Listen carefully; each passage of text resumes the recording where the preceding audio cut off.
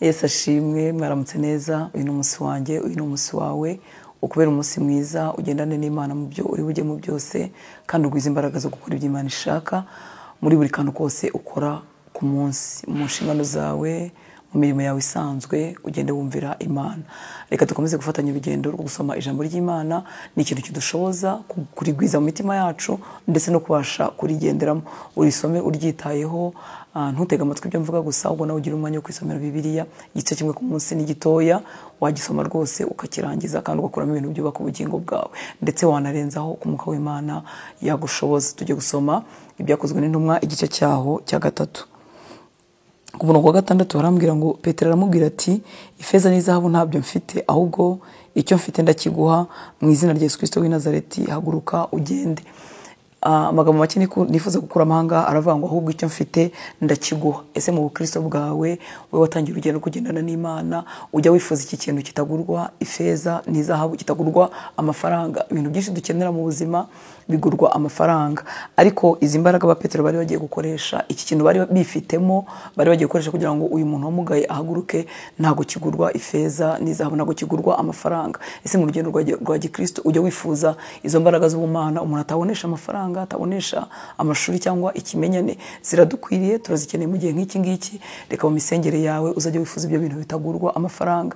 Nibwo butunzi bwonyine isi idashobora gutanga, kandi n'ubutunzi butangwa n'ijuru. Reka mu misengere yawe uzajya uhora ubyifuza.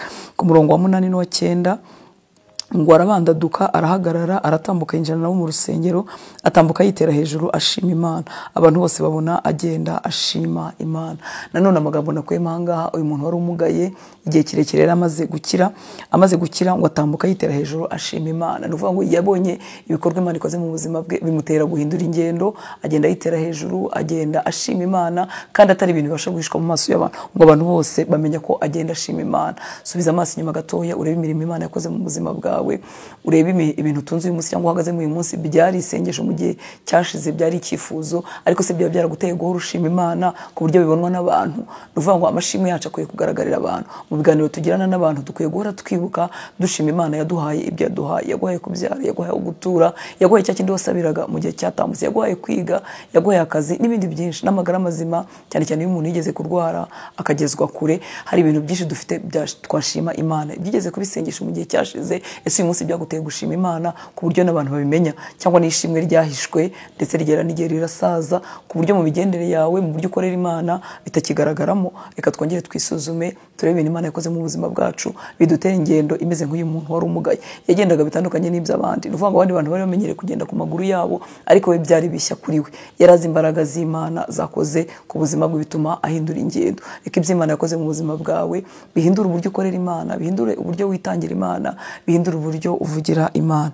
Ku murongo wa 15 ngo, nuko wa mukuru w'ubugingo muramwica, ariko Imana iramuzura, natwe turi abagabo bo guhamya ibyo. Nanone icyo nifuje gukura muri uyu murongo wa 15, yaravuze ngo natwe turi abagabo bo guhamya ibyo. Ese nanone mu buzima bwawe urahamya? Atari umuhamya w'izina, kuvuga ngo ndi umuhamya wa Yehova cyangwa se ndi umuntu uhamya Imana. Ndavuga kugira ubuzima buhamya, ibikorwa byawe bihamya Imana. Muri gahunda y'ubuzima bwawe, amasaha 24 kuyakoresha, ufitemo amasaha uvuga ngo ibintu ndimo gukora birimo birahamiriza Imana. Mu buzima bwawe, imyaka umara hano ku isi, igihe ugenda, koko uri umuhamya wa Kristo. Umuntu akubonye ahita abona imirimo yawe ihamya Imana. Reka bariko bitugendekera natwe abagabo, baravuga ngo turi abagabo bo guhamya ibyo. Natwe reka tuba abagabo bo guhamya umuzuko wa Kristo, tuba abagabo bo guhamya Kristo twamenye.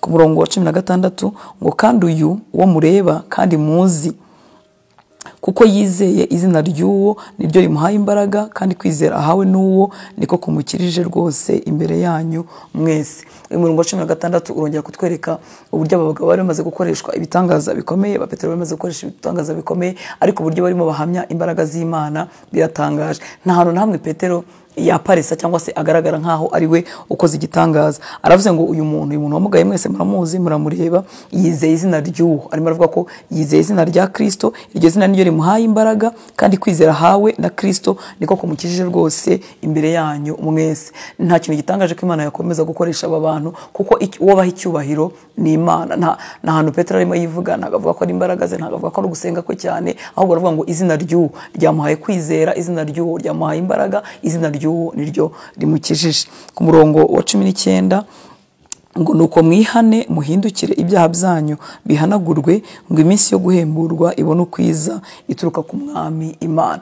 Turi mu gihe abantu bashaka kugira iminsi yo guhemburwa. Iminsi yo guhemburwa ni iminsi y'ububyutse, ni iminsi yo kubona Imana mu buzima bwacu, ni iminsi y'impinduka, ni iminsi y'ibyiza biva mu ijuru. Abantu bifuza kugira iyo minsi ariko batabanje icyo uyu murongo uvuga. Wavuze ngo ni mwihane muhindukire ibyaha byanyu bihanagurwe, kugira ngo mubone kwinjira mu minsi yo guhemburwa. Ni ukuvuga ngo twinjira mu minsi yo guhemburwa iyo twihannye by'ukuri, ibyaha byacu bigahanagurwa, tukihana kandi duhindukira. Atari ukwihana ngo ejo twongere twihana ikintu kimwe, ahubwo kwihana uhindukira, ureba mu mwanya utandukanye n'uwo warebagamo, ngo kugira ngo iminsi yo guhemburwa ibone kuza. Umwami Imana bane nawe, Umwami Imana akomeza akore imirimo n'ibitangaza mu buzima bwawe.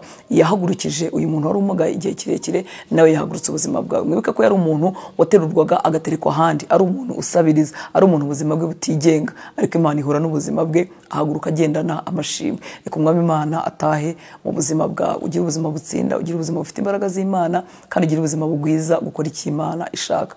Ugire umunsi mwiza. Urakoze.